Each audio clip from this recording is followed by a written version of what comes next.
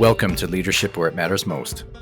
The family is the most important institution in the world. The future of the church passes through the family. The church has the greatest mission of any organization ever. Go and make disciples of all nations. The family and the church. This is where leadership matters most. Hey everyone, thanks for tuning in to Leadership Where It Matters Most. Today's episode has Professor Michael Breidenbach as my guest. Dr. Michael Breidenbach is an associate professor of history at Ave Maria University. He's a senior affiliate for legal humanities at the Program for Research on Religion and Urban Civil Society at the University of Pennsylvania. He's the author of Our Dear Bought Liberty, Catholics and Religious Toleration in Early America, which was published in 2021. Dr. Breidenbach was a fellow of the Royal Historical Society in 2022. He's held research positions at Princeton University, St. John's College, Oxford, Corpus Christi College, and a number of other institutions that I'm looking at right now, some of which I don't even think I can pronounce very well. So Dr. Breidenbach is just a real gift in the sphere of education. He's got a long runway ahead of him, which I'm very excited about. He and his wife, Dr. Janice Chi Breidenbach, who was a previous episode guest on this show, live in Southwest Florida. So today, Dr. Michael and I speak a little bit about kind of his testimony, where he came from, how he ended up where he is. We talk about the democratic process in federal elections for the United States. Keep in mind, the episode was recorded on November 18th, so just a few weeks after President Donald Trump was reelected. And this will probably air, I'm imagining, after the Inauguration Day. So just to put the timestamp on this. We talk a little bit about the process that we watched and observed here in Canada, Kamala Harris, and how she was put as the Democratic nominee. We talk a little bit about the electoral process and some of the history of different realities in federal politics in the states that have come to be. For example, they didn't always have a ticket featuring a presidential nominee and the VP pick. That was something introduced later. And then we talked a lot about sort of Catholics in the public space and public life and its history in the United States, how we've evolved to having now a couple of Catholics that have actually been elected as president for that country, and some of the persecution that early Catholics endured, and a lot of different other things. So quite a meandering conversation. I could have went on. And Dr. Michael and I, after we stopped recording, chatted for another 15 or 20 minutes or so. And there's a lot there. So I'm sure I'll have Dr. Michael on again. So without further ado, enjoy this episode. Dr. Michael Breidenbach, thank you so much for being here. Thank you very much, Brett. So why don't you kick us off? Because some people might know of you, some people may not. So why don't you just tell us who you are and how you became Dr. Michael Breidenbach, and what a little bit of your story for us today. Sure. So I'm an associate professor of history at Ave Maria University, where my wife and I have been for 11 years now. And we have one son, and we live in town. And we've really been blessed to call this place home for over a decade, have a lot of great colleagues and friends. And we didn't think of moving to Florida when we first got married. We were married in Cambridge, England. I was doing my graduate work in Cambridge. We met at an academic conference, surprise, for two professors who became married.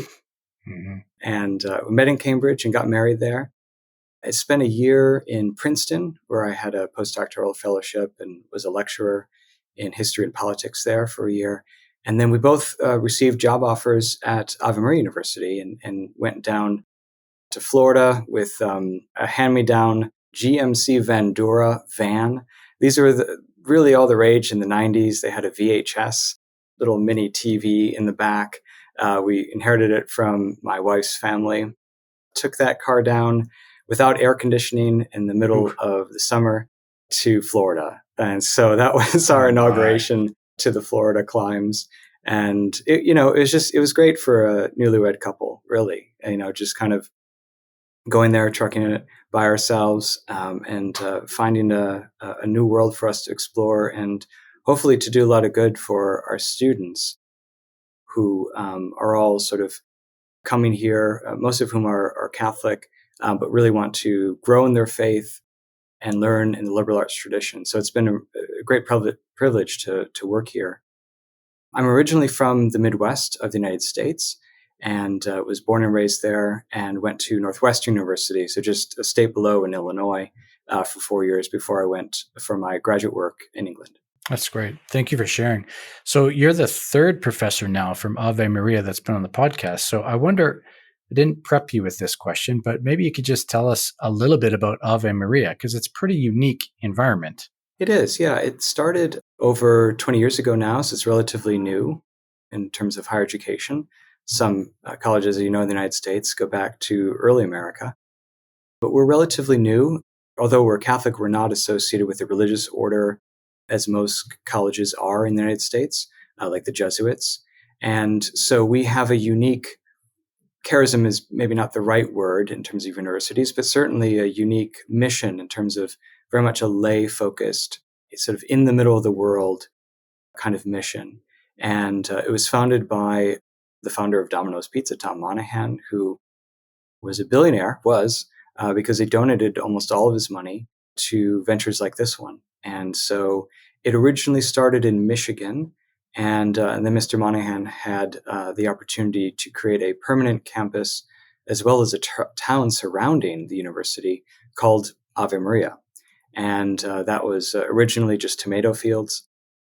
And he converted that with some local developers into a burgeoning town, the largest growing Southwest Florida development, and one of the largest growing communities in the United States. So we're sort of 35 minutes away from Naples, which is an international destination, especially for vacation. So we're kind of in a unique place. Florida is a growing state, as you know, has a lot of things going for it, including hurricanes. But we've been blessed so far not to have any of them make serious damage where we are. And the university itself is in incredible position now to take advantage of the flourishing classical liberal arts education that we see in the West. Online charter schools, which are sort of public schools, but have their own sort of charter to use a curriculum that's different from regular state-sponsored schools. A lot of Catholic families that have created kind of dynasties at our university, right? Oh, another one. I've had 5-year siblings already. So we're very well positioned to sort of educate those who already are sort of interested and well disposed to a classical liberal arts education, but also have in mind a vocation either to marriage or to the celibate life, and also have in mind a profession. So we have over 30 majors, many of which are pre-professional or sort of more obviously oriented towards a certain kind of profession like nursing or business, and all the other traditional liberal arts majors like history, which is the department that I'm in.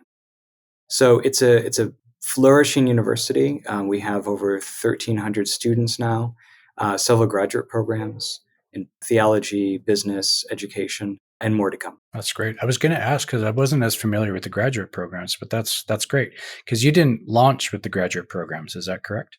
The university, as a university, launched with a PhD and master's in theology straight away. When it was a college in Michigan, I don't believe it had a theology PhD program. I could be wrong about that. From the time that I've been here, there's always been a theology graduate program, which is really essential to the mission. They've gone on to teach at other universities and seminaries to continue an authentically Catholic education for others. Great. Thank you. Thanks for that. And of course, my personal connection to Ave Maria was Josh and Lisa Canning, who I think you know. Oh, yes. They're good Canadians that were down there for a time. They're back up in Canada now.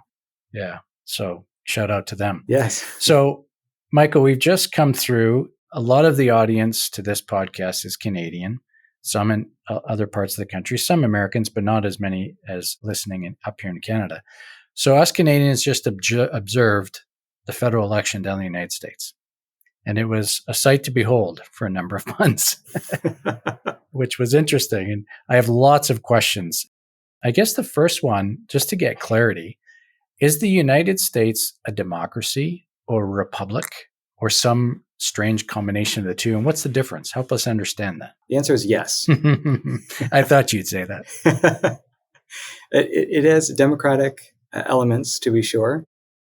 It's formally a republic, but it certainly has a lot of democratic elements to it. And it depends how you want to define democracy, but I think and certainly in several definitions of that term, we would also consider it to be a democracy. And so let me just step back and explain what I think is sort of uncontroversial, which is that the United States is a republic, which is to say that the sovereignty rests in the people themselves. The monarchic model, something that, at least in a titular way, still exists in several countries, including the United Kingdom, is a monarchy, right? And so the way that the ancients distinguish between these two designations is that a republic is a res publica, a public thing, and a monarchy is sort of like a res privata, right? A private thing. So what does that mean? It means that in a monarchy, the monarch, as it were, owns, right, the nation or the country, if you will. These terms sort of have different meanings throughout history, but effectively, the one who owns the land, right, is the monarch. And then the monarch may offer to lease the land to others or to gift the land to others. That's sort of the idea. Whereas a republic is one in which the people are ultimately, as it were, the owners, right, of the country.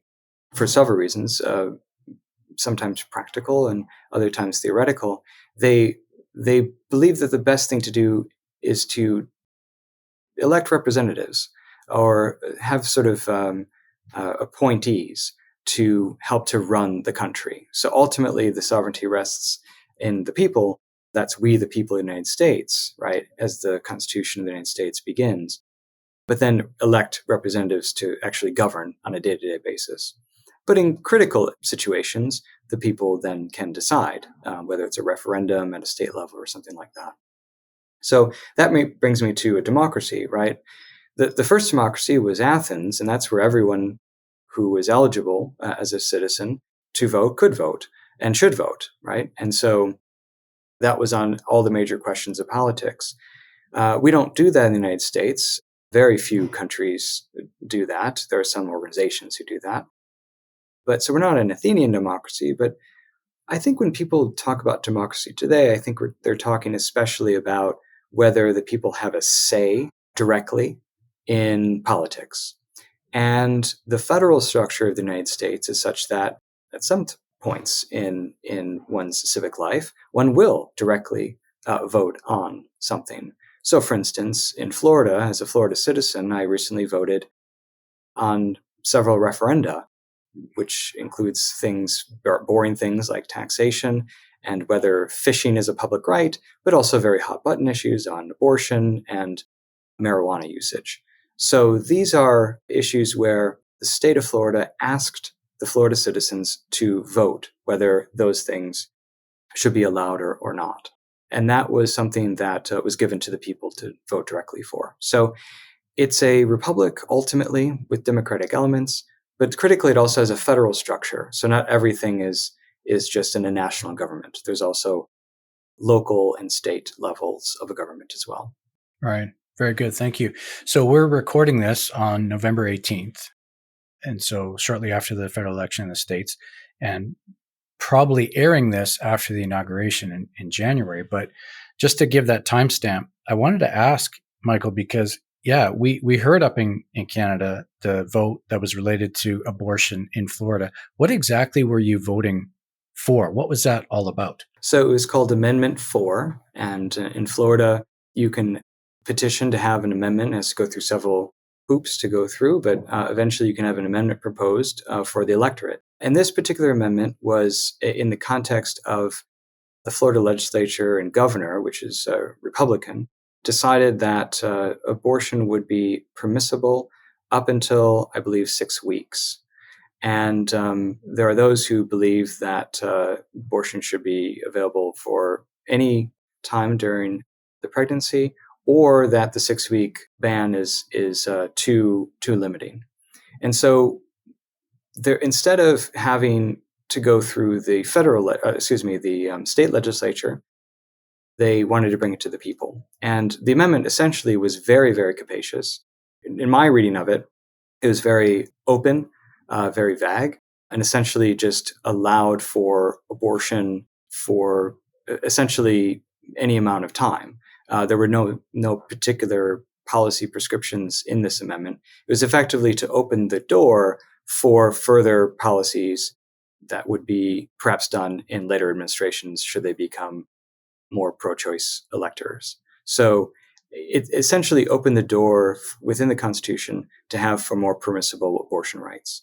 And those who were voting no against this amendment said that there's no safeguards for women, there were no parental consent provisions, and there were no sort of limitations beyond that 6 weeks. So that kind of permissivity was unacceptable. Yeah. I mean, it was a victory, obviously, for pro-life. Do they disclose the percentage of people that voted, or is it only that it was struck down? They do disclose every tally, every ballot. Okay. And it was a very, very narrow victory for pro-life advocates. It was, I believe, 57% of the Florida electorate who voted for this amendment. You might think that would have passed, therefore, but a few decades ago, Florida law requires that all amendments pass a 60% threshold. And so had it been a simple majority, we would have very, very permissible abortion laws in Florida, potentially. But it barely almost passed 3 more percent. So the majority of the Florida electorate apparently allows for at least opening the question again to more permissible abortion rights. Right. It's tempting because there's so many human dignity issues on the table right now. And I'm from Canada, where there is basically no abortion laws at all. And we're probably 25 years ahead in the gallop towards complete secularization and getting God out and human dignity and all the rest. But we won't go there because I do want to come back to the election that we just observed and watched happen. And I just got a number of questions. Some of them, I'm sure you can answer easily and quickly. Others maybe a little bit longer. But one of the things that I was tracking is there were some commentators suggesting that Kamala Harris was kind of a quote, illegitimate pick, if you will. Now that's scandalous terminology maybe, but it certainly didn't follow the typical process by which somebody is elected as the party leader, the Republican primaries and all the rest of it. So what do you say about that? Was there legitimacy? How did that happen? Like, just clarify what happened there. Yeah, she had 15 weeks to run a campaign. I can't think of a precedent like that before. It was a highly, highly unusual election. And we've had some pretty unusual elections in U.S. history. The backstory here is that Kamala Harris was not successful in the Democratic primary when she had run in the same primaries as President Joe Biden. And then Biden picked her as his running mate in 2020. They were successful in that.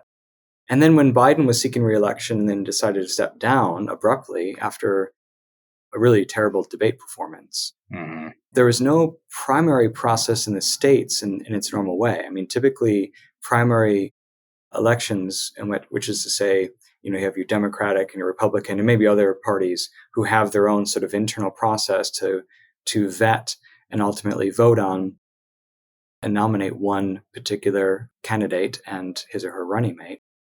There's no sort of primary process in the normal way with Harris.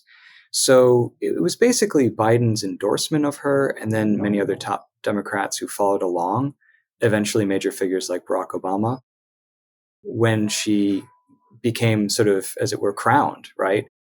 It really was just sort of several elites, it seems to me, who pushed opinion toward voting for her as the Democratic nominee.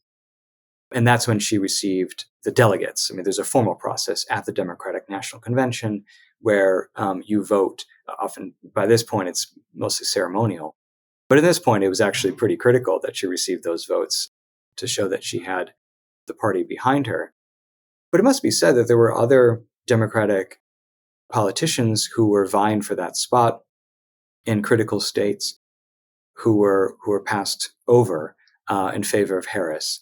So I think there's a big postmortem kind of analysis going on in the Democratic Party about who's to blame for the loss, and to what extent do we blame people like Harris and Biden, or do we sort of blame other factors? But I think this process, which was highly abbreviated and unusual, certainly had something to do with her, the perception at least, of her being sort of illegitimate, as you put it. Mm. I mean, formally speaking, she was the legitimate candidate. I mean, she was duly elected by the delegates at the Democratic National Convention.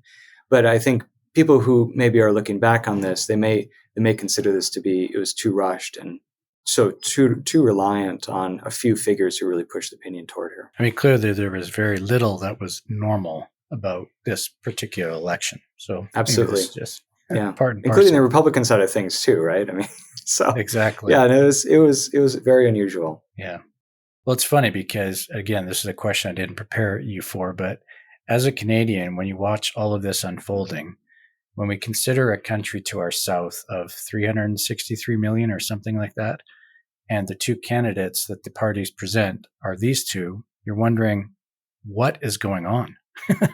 What's happened to politics, just as one that's an outsider, right? Yeah, it's the word polarized has been used quite often ever since 2016, really. And I think to be fair, it would probably have to span to really understand this. Basically, after Ronald Reagan's election, which was a landslide kind of election, or at least the Bush-Gore election in 2000, when we had just a photo finish kind of analysis of the electoral process, including especially in Florida with, I don't know if you remember the Chads and the hanging Chads and the dippled Chads and these kind of paper ballots, is trying to determine a voter's intent by these things, and every vote was sort of scrutinized.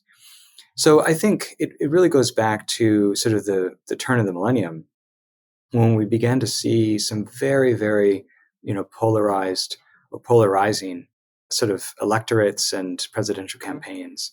And I don't have a hot take on what has gone, wrong here, but it does seem to me that there's an argument to be made about the usefulness of divided government, as some commentators have talked about. Our founders did envisage a government that was not to be unitive and national all the way down.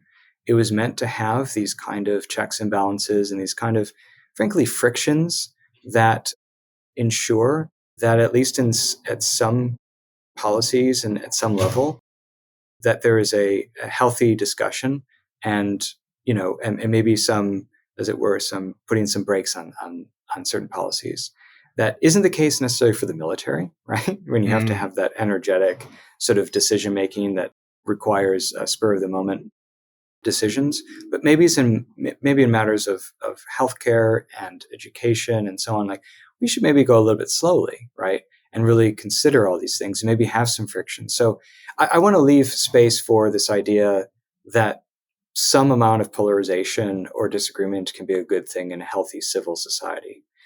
But the level of polarization that I think we've seen in this past election, and really at least claiming since 2000, is at a level that I think is kind of unhealthy. And, it's easy to blame one party or the other for this. And certainly rhetoric on both sides has been appalling. But I think ultimately it rests on the electorates themselves, right? The voters, the citizens. And here I'll just, mention the really important ideology in the American founding, which is called republicanism. That's small r, republicanism, not a party, but a kind of ideology, a set of ideas. The famous quip of the woman who asked Benjamin Franklin, what did he and his colleagues do? And what did you make, right? And he said, a republic if you can keep it. And, it's a nice little quip because the if you can keep it kind of goes at the heart of Republican idea, which is republics rest on the virtue of the public. It could go away. In other words, monarchy rests on sort of the goodwill and virtue and sort of competence of basically one person, the monarch and his or her advisors, right? And to more or lesser extent, the parliament or legislative equivalent.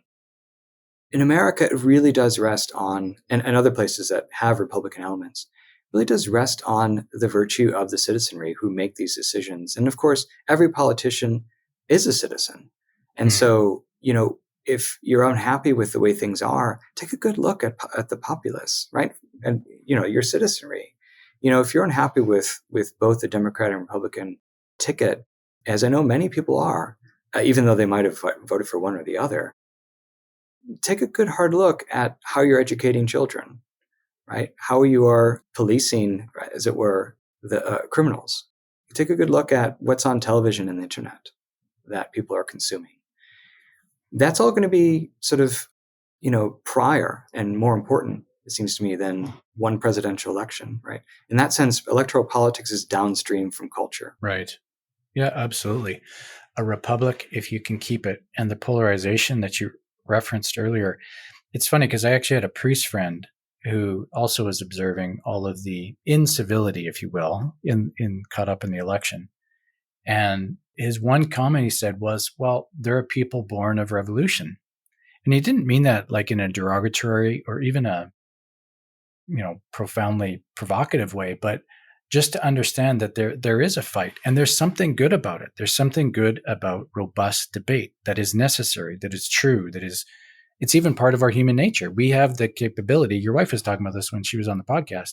Unlike the animals, we can all express ourselves, but we have the actual ability to debate. But it's when you lose the civility of it, when all of a sudden now, when you're speaking with somebody and no matter what they say, you're going to challenge it as something wrong because it's them saying it, that's no longer debate. I remember watching the debate with Reagan. I forget who he was running against, but it was that line when they challenged Reagan for being too old. And he said, yes. I promise I won't use my opponent's inexperience and immaturity against him. And then everybody laughed. There was something like civil about it. There was we're part of something bigger than ourselves here. Anyways, any thoughts on that? There's born of a revolution. There's something good about it. I think there is something really healthy about civil discourse, not just healthy, but necessary. And I want to emphasize civil here, right? And I think humor, as Reagan often used, can be really helpful there. It kind of takes the edge off. I think that's why people flocked to TV shows like Saturday Night Live, right? Because Saturday Night Live was, sort of the parody of these two candidates and their running mates in ways that I thought was really helpful, right? Because it sort of put a mirror, quite literally when Kamala Harris went on SNL, right? Put a mirror up to these figures to have them see how we perceive them in an exaggerated caricature kind of way.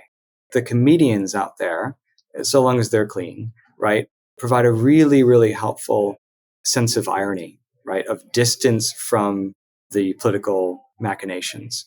So I think humor is really important. I think debate that's logical is really important, avoiding logical fallacies like argumentum ad hominem, right? Just attacking the person, not the message. Sometimes, of course, character matters. Sometimes the person's identity may come into the debate. But to go there first, to malign someone simply because they are an R or a D or a particular race or sex or what religion or whatever it is, I think is sort of besides the point in many of these policy discussions. So that would be a great help. And my wife and I actually co-taught a course on civil discourse at the university. And we're really big believers in creating among our students and whoever else we can influence a set of skills, but also a kind of artful disposition that one should have in discoursing with someone else. We even talked about in our class the importance of food and drink, right, in civil discourse, right? Having someone over for a meal or someone to have a drink with would solve a lot of problems, I think, between people of different viewpoints. It's something that we try to practice, obviously, but I think that famous question, who do you want to have a beer with, is one of the questions that we ask ourselves with regard to politicians. And I think, obviously, it's a sort of silly question in a way, but it points to this idea of, would this person be civil? Would this person have a good conversation with you and really listen to you and sort of be other-directed? Would you have a good time with this person? That's not the kind of question you'd ask for someone who's going to be a commander-in-chief, but it is something that's important for someone who's going to listen to his electorate. Yeah, absolutely. It's funny, the conversation over beer, because again, some of the things I was observing, like to see J.D. Vance go on Theo Vaughn's podcast and have a conversation. I just thought, what am I watching? They're talking about consuming cocaine, and I'm thinking, what has happened? I don't understand this. Well, present company excluded, but the podcast sort of phenomenon of getting, these candidates to come on their podcast as a kind of free media advertising and to talk with people who maybe otherwise kind of feel like they're disenfranchised or and so on. It was one of the big developments, I think, Yeah. in this past election. And I don't think we fully understand what's going on because, especially the mainstream media, right, who have been in some ways sidelined in order to accommodate these podcasters and YouTubers. And I think what's happening there is something that in some ways is sort of designed in the electoral system, which is to discuss different segments of the electorate, young women or young men or sort of working class or whatever it is, however they want to slice it up. So in some sense, it's just that. But there is something a bit worrying, I think, about the amount of influence people who I would sort of consider pretty radical, how much influence they have. Yeah. And that just kind of exacerbates the polarization. So you have people who are really radical on the right and really radical on the left, and both candidates respectively kind of, went on their podcasts. And obviously they get a different view of that person. Like I actually thought it was a little bit helpful to me to understand a different side of these candidates by watching clips of these podcasts. These podcasters were able to get them to open up about certain topics that I can't imagine an ABC News anchor doing. Yeah. But at the same time, they're getting into territory which just seems really radical. I mean, you mentioned cocaine use and so on. I mean, there's something really problematic about normalizing radical discourse. I'm happy to sort of have them part of the discussion in certain ways, but when they have this kind of outsized, sort of disproportionate influence, that's when I worry about normalizing something that really is problematic. Yeah, no, absolutely. So I've got just a few more questions around politics, and then I want to give some time to talk about Catholics in public life specifically, which is kind of your expertise. I'm curious because, again, I'm coming at it from, I've only voted Canadian. I've been a Canadian my entire life, don't have other citizenship. Has the federal election, the presidential election, always had a president and vice president on the ticket? Or is that something that was brought about later on? So it wasn't always that way. In the first few elections, whoever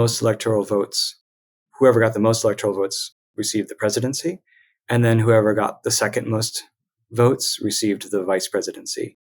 And the vice presidency was not a particularly well-defined office in the federal government. There are occasions when the vice presidency were vacant for years, the office. So it's come to have a lot more power since the 20th century. But in the first few elections, it was just whoever got first and second place by the Electoral College. And they weren't always on the same side. Adams and Jefferson, most famously in the 1796 election. In the election of 1800, one of the famous elections between Jefferson and Burr, for instance, they tied the Electoral College vote. So the House of Representatives, according to the Constitution, had to break the tie. The Congress then proposed a 12th Amendment and was ratified, which basically specified that electors had to cast separate votes for president and vice president going forward. So that kind of solved this problem of what we found in the election of 1800. So, you could have basically two separate elections, but then effectively by this American Civil War, you began to see running mates where the president sort of began to pick someone they could run with as a potential vice president, as a kind of package deal, in part to garner more votes, right? So if you have someone in the South, maybe get some from the North, trying to span that sectional divide, something like that. So effectively I don't know exactly when this started, but I would say since the 19th century onward, you began to have running mates. And certainly by the 20th century, it was very much the standard thing to do. And it's sort of controlled by the party system now. So when we have primary elections, some states require you to either register as a Republican or a Democrat or independent. And if you're registered as a Democrat, that means that you can vote in the Democratic primary. If you're registered as a Republican, you cannot vote in the Democratic primary as a registered Republican. So in that way, it kind of makes sure that it's sort of an intra-party election. And then the general election is something that you then whether you're registered Republican, Democrat, or whatever, you can vote for whatever party. I mean, you mentioned that there's been an evolution in the way that the elections are carried out. Is there current issues or challenges or problems within the process at all levels that need to be addressed? Do you think there's holes right now, any gaps in the electoral process?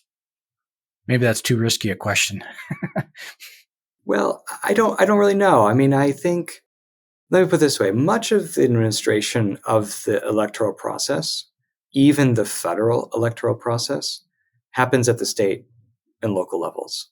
So there is a federal election commission that sort of superintends over the federal elections in order to make sure that there's free and fair elections.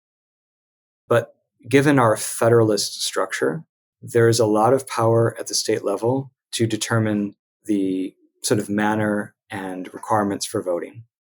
So you have to be a citizen, but the way in which you register requires different documentation, for instance, to prove that you're a citizen and a resident of the state and so on. There's different, requirements for mail-in balloting. There's different methods for voting beforehand. So, for instance, some states have dedicated mail boxes, right, for ballots. Others require sort of the postmark stamp for a mail-in ballot to be a certain time. The way that the federal government sort of imposes itself is by requiring the same day for the elections, which sort of makes sense to have that synchrony. But a lot of it goes back to the state. So I guess my answer about maybe some kind of reform or change that needs to happen is that there seems to be a problem with this kind of patchwork of laws with regard to identification.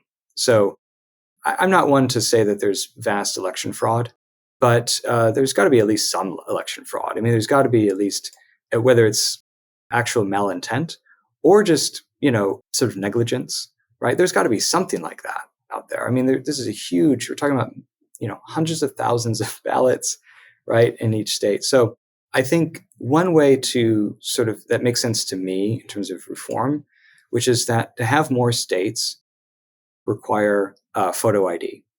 So 14 states in Washington, D.C. do not require any documentation to vote at the polls. You need documentation to register to vote, but when you actually show up, they don't require any documentation that you have to furnish. Another 15 states require ID, but accept non-photo IDs as a form of identification. I'm from the state of Wisconsin, and the state of Wisconsin now has one of the strictest photo ID laws. But when I was growing up, I remember my first election, I went to the gymnasium. And that's a great thing about American elections. You just go to these random places. Yeah. Sometimes they're just, usually they're schools or something like that. When I saw a vote, I didn't vote in England, but when I saw a vote in England when I was a graduate student, it was in churches, which is kind of surprising to me. But I suppose that happens in America too. But this is the city's gymnasium, and I just walk up and I tell them who I was, and then they asked me my address, and they had remember those dot matrix printing? Yeah. They had this big spool of dot matrix printed paper with address. I could have just looked over and read whatever address was there if I was trying to impersonate someone, and she gave me the ballot. It was just shocking to me looking back on how easy it was. I could just impersonate my neighbor. I know my neighbor's address, Yeah, exactly. I think having a stricter form of identification would be helpful. I know there's important arguments about access to voting to that. I think you could maybe do like a provisional ballot in that case, and then, later on certify that you actually were there in case you forgot your ID or something like that. But if you're a citizen of the United States, you can't go very much anywhere without or enroll in anything really without some form of identification. I don't see why we can't acquire that for voting. So that would be my reform. Yeah, absolutely. I'm not surprised you would say that, because I know that was one of the more controversial type things.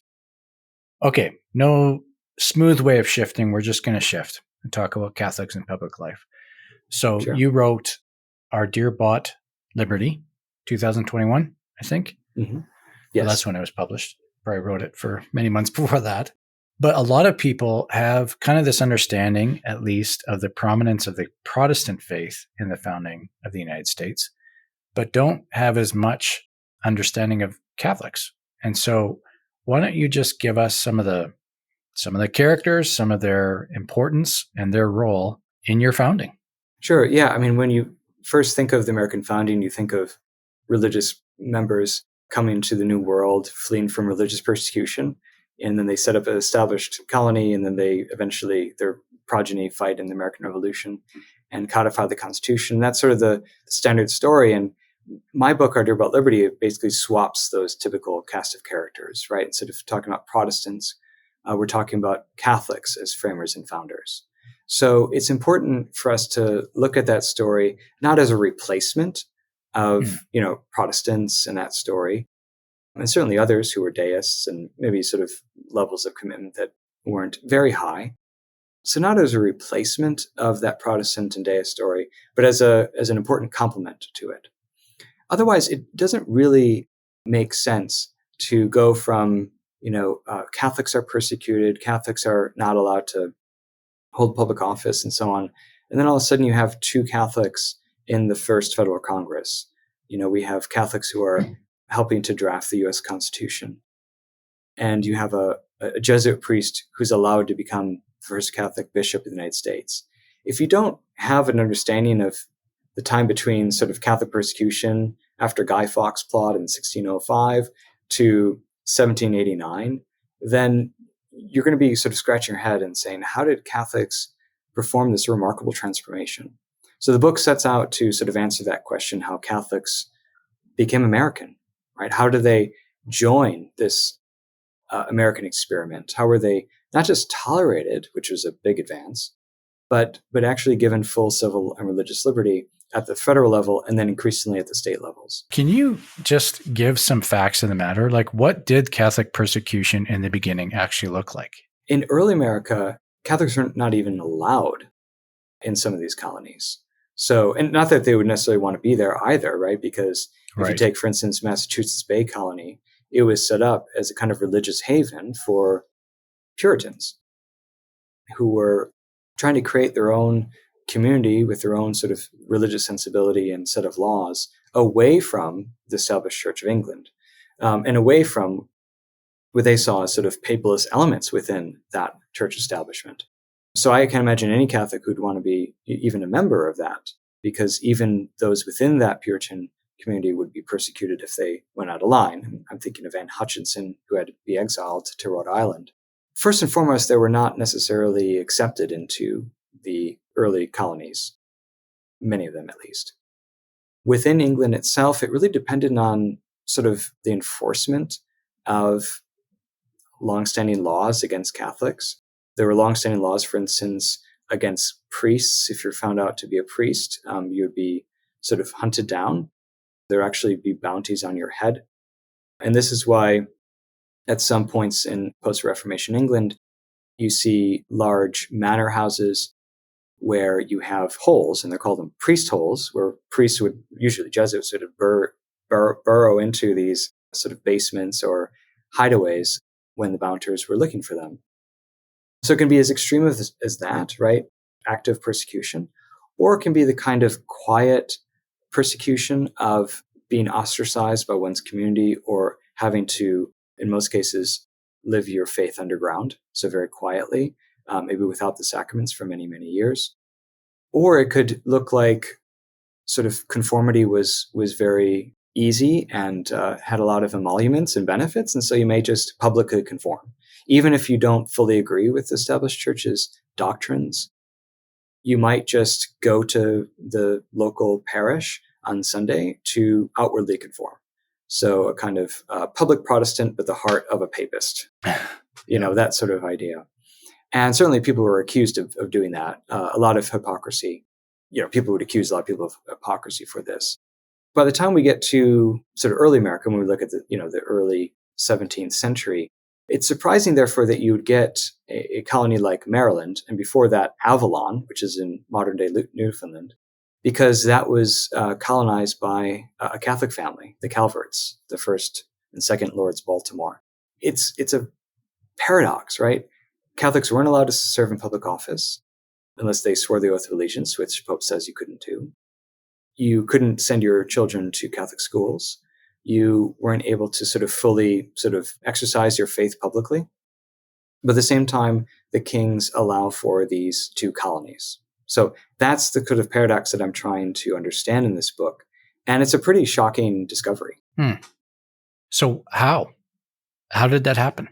So the story of George and Cecil Calvert, the first and second Lord Baltimore, is a really interesting one. George Calvert was raised Catholic, but early in his life conformed to the Protestant establishment. And he was basically forced to. I mean, the local officials required him to get rid of all his papist books, and they only could have a Protestant version of the Bible, and so on and so forth. But that public conformity allowed him to eventually go to Oxford, Trinity College, Oxford, and rise in the ranks of public service, eventually getting to the first Secretary of State for King James I, which is effectively the most prominent civil servant job you can obtain. Around the time in which he's at the height of his career, he reverts back to his childhood faith of Catholicism.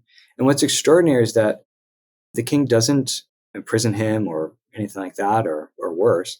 In fact, he gives him some land in Canada in order to colonize. He had shown his loyalty throughout his whole career, so it wasn't as if the king thought, because he's Catholic now, he's going to undermine me.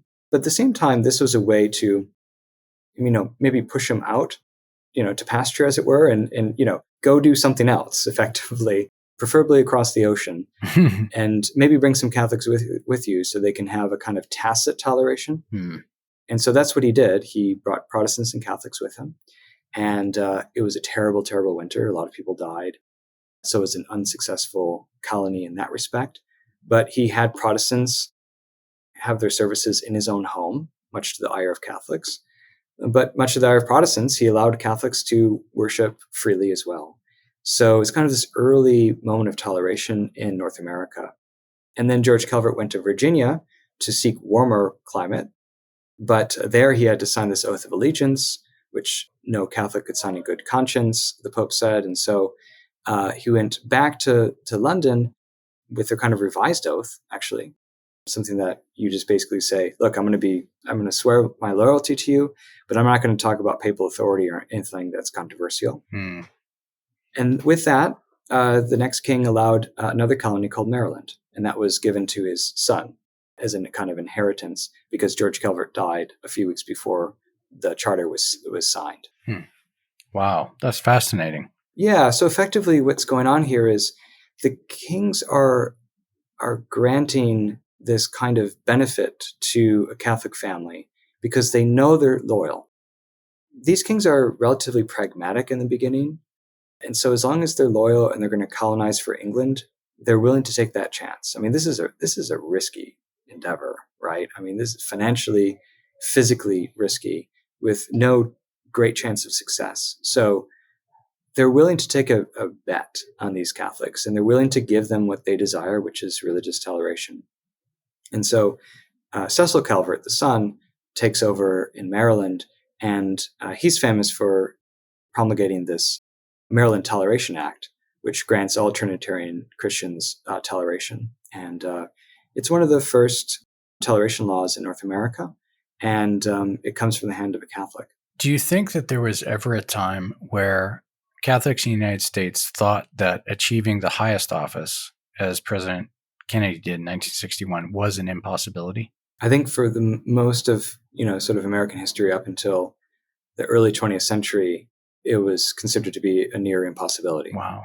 And I think part of that has to do in the beginning with the fact that Catholics were 1% of the population around the American founding. The population of Catholics increases substantially with the great waves of migration coming from Europe and from Latin America, especially German and Irish and Italians, and some French after the French Revolution. So there's a great wave of immigrant Catholics, which creates all sorts of issues for Catholics because there's just anti-Catholic sentiment. There's a revival of anti-Catholic sentiment as well that we had seen in the 17th century. And so really things don't calm down until the early 20th century. But even when Al Smith, who was the governor of New York, a Catholic who made a bid for the presidency, even then he had a very famous exchange in the Atlantic Monthly magazine on his Catholicism, an exchange with a Protestant who was sort of criticizing him for his Catholic faith as being incompatible with American ideals and institutions.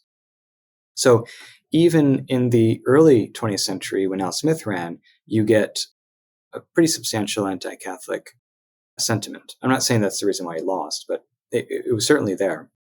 And so when we get to someone like Kennedy, he still has to overcome sort of lingering anti-Catholic sentiment. But it's around the time of, the church becoming, Vatican II, becoming more sort of engaged with the modern world, more intentional about that. It's a time when Kennedy can sort of reinvent the public face of Catholicism, not always as a good thing, by the way, given Kennedy's personal life. Yeah. But also, effectively his famous speech put an end to the so-called Catholic question for him.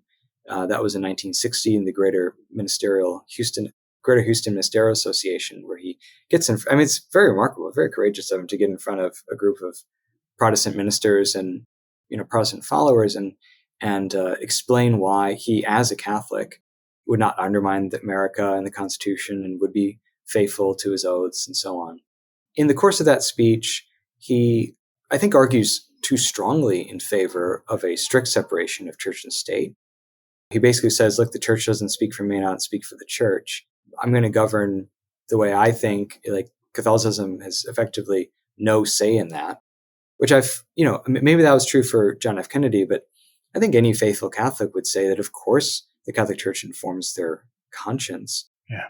And it wouldn't amount to a pope getting a phone call from the pope and Pope telling, you got to veto this thing, and then he does it. It's not like a puppeteer. But I think it was sort of, again, too strongly argued to say a strict separation of church and state, which has never been the Catholic teaching. There's a juridical separation.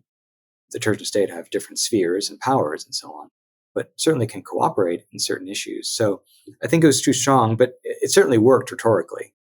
And ever since then, very few Catholics have been looked askance in the public for being Catholic. And in fact, a lot of the sort of debate about Catholicism now is within the Catholic Church about whether certain Catholics in public life are not living out their faith as much as they should. Yeah, no, for sure.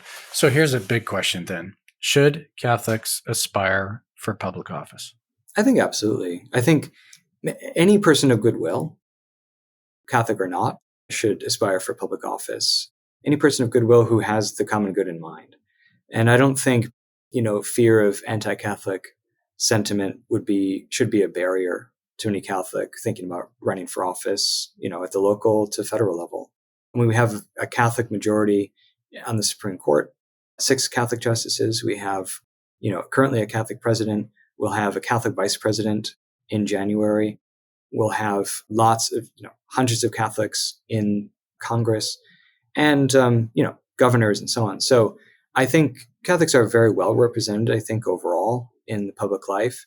I think where someone thinking about running for office have some pause is whether they would be able to faithfully execute, the laws that conflict with their faith. That's when, and that goes for execution of laws or making laws or deciding cases about the law, in the justice system. So, we have a lot of precedents there. Antonin Scalia, for instance, the late justice of the Supreme Court, was unapologetically Catholic. He was very open about that. And yet he ruled on some decisions that I think many of his Catholic friends would not have agreed on, Maybe were against sort of Catholic social teaching as they understood it. But his argument was always, I'm a textualist, I look at the text, I look what the lawmakers have given me, and I try to divine what they meant by that, and I decide based on that. And so he was emphatic about not being a policy maker as he understood it. So that's one way to understand one's job as a justice. I think as a lawmaker, you have to vote your conscience, but of course you also have to keep in mind your people that you're representing. So I think it's a really, really hard job. And if you find that your conscience is very, very sensitive, I think you would really want to discern with the guidance of good counsel, sort of how you'd operate in those situations. I think there's especially if, when you get to high office, like presidency, vice presidency, there are just some issues that you may feel very, very compromised about. I think that would require a lot of prayer and discernment. Absolutely. I mean, when we watch some of the Supreme Court appointments that you had and the process by which they were appointed in the interrogation, it doesn't make it very pleasing to consider that. That's for sure. The so-called dog whistle, right, of the dogma lives loudly within you. I think immediately was understood as sort of somehow anti-Catholic. I don't know, the person who said that and what, her intent was, but there is something about long-standing, anti-Catholic prejudice that we see in films, we see in sort of novels, and sort of just popular discourse that sort of filters its way in ways that we don't understand, right? I mean, we in American football, we say the Hail Mary. Like most people don't understand what what that means, right? It's just part of our parlance, And so I think part of this just has to do with the more Catholics are open about their faith and engaging in public discourse, the more these kind of conversations and sort of the meaning of these words and the meaning behind certain Catholic social teachings will be at least people won't be scratching their heads and thinking, why do Catholics believe this? Right. They'll at least have reasons for it. They can still disagree with it. But the more Catholics are in the arena, as it were, I think the better for that. Absolutely. Of course, the wonderful line in the wisdom and the courageous witness of Thomas More when he said, "I die the king's good servant, but God's first," is a real something to aspire to if we're serving that office. Not that we're serving kings anymore, but you know what I mean. Yeah. The thrust of that is, the spirit of it is God and country, right? Absolutely. In fact, the quotation that's been passed on to me, I am the king's good servant and I'm God's servant, right? First. Yeah. And. It's not but and. And there shouldn't be any compatibility. And the tragedy of More's life, right, is that there was a conflict when there really shouldn't have been. Exactly. That's a whole nother topic. Yes. A big one at that. You mentioned Antonin Scalia. We just had Father Paul Scalia. Yes, I saw, yeah. Mm-hmm. Yeah, he was celebrating the Red Mass and different speaking events. So, Michael, why don't you just tell us where people can find you online and where they can get your book? I have a website, michaelbreidenbach.com. I won't, spell every letter of my last name, but you can see it on the podcast or YouTube title, michaelbreidenbach.com. And that's where you can see the books I've written. Our Do About Liberty is about Catholics in early America. It's available on Amazon. And I've also edited a volume on the First Amendment in the United States with regard to religion. My wife and I have some popular pieces as well for general audiences on faith and public life and history and philosophy. So do check it out. Do check it out. Listeners, I hope that you enjoyed this episode. Michael, thank you so much for doing this, not just the podcast, but all that you're doing, forming the next generation. It's just such important work, and I appreciate it. So thank you very much.